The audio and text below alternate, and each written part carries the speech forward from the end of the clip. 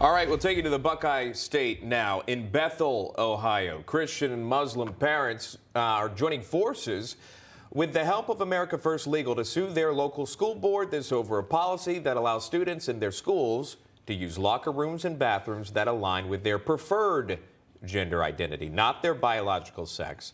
The parents claim the rule, which could result in children using the same bathrooms as peers of the opposite biological sex, is a violation of their parental and religious constitutional rights and Ohio state law.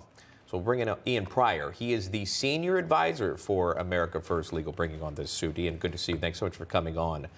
Set the scene for us if you can. How did this issue come up, and your thoughts on seeing this through?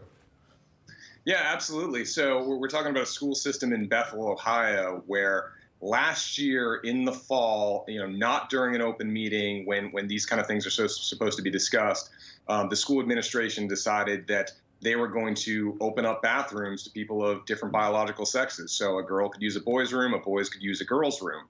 They based their decision, of course, on the Joe Biden administration's Title IX interpretation, which has since been ruled to be a violation of Title IX in the Fifth Circuit. But then they announced this policy early this year. And so what we have are parents, we have Christian parents, we have Muslim parents, and they are fighting this based on a violation of Ohio Open Meetings law, based on a violation of Title IX, based on their constitutional parental rights and their constitutional religious rights. I want to ask you about this. Some of these lawsuits that we hear about or we report on, they take sometimes years.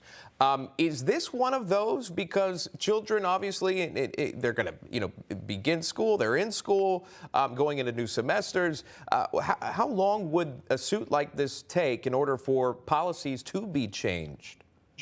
Well, certainly we hope it doesn't take years, but obviously with litigation, these things can get drawn out. Yeah. There are various mechanisms, whether it's injunctions, to declaratory relief, that ultimately get heard pretty early in the process. But, you're seeing these lawsuits really across the country in different places, and it's encouraging because, for years it was the left bringing these lawsuits saying that, well, my son wants to use the girls' room and the school policy doesn't let him. And then the school board gets sued, and they ultimately are, either are defeated or have to settle. But now what you're seeing are parents have woken up over the past 2 years, and these are the kind of suits that are playing out in districts all over the country. I mean, we have one in Wisconsin, we have one in Virginia. There are other organizations that have them, and it's really going to take a concerted, multifaceted effort using legal means to enforce parental and student rights. Yeah, a difficult incident that happened in Virginia that catapulted a lot of this conversation with a biological male in a female bathroom.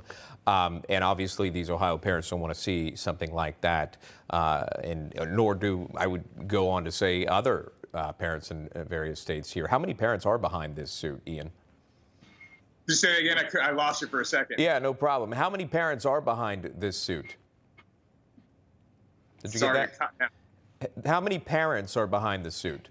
Oh, yeah, we have, I'm not sure the exact number, but it's well over 10 or 12 parents in this suit. So, I mean, it's a collection of parents, again, of the Christian faith, of the Muslim faith. And, we've had stories of children that, have to hold it because they don't want to go to the bathroom because they're nervous about people of the opposite sex sharing that bathroom. Yeah, that's just disappointing to even hear something like that, especially in schools.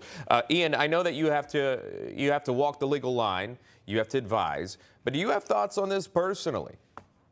I mean, absolutely. I think that these kind of situations are contrary to the rule of law, and that's what we're starting to see. Look, Title IX was instituted and passed in the 1970s to provide opportunities for girls, to prevent discrimination for girls in schools.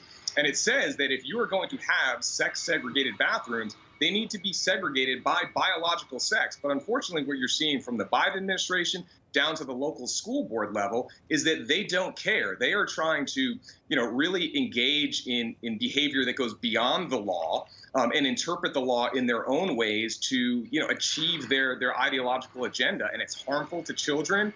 It is dangerous.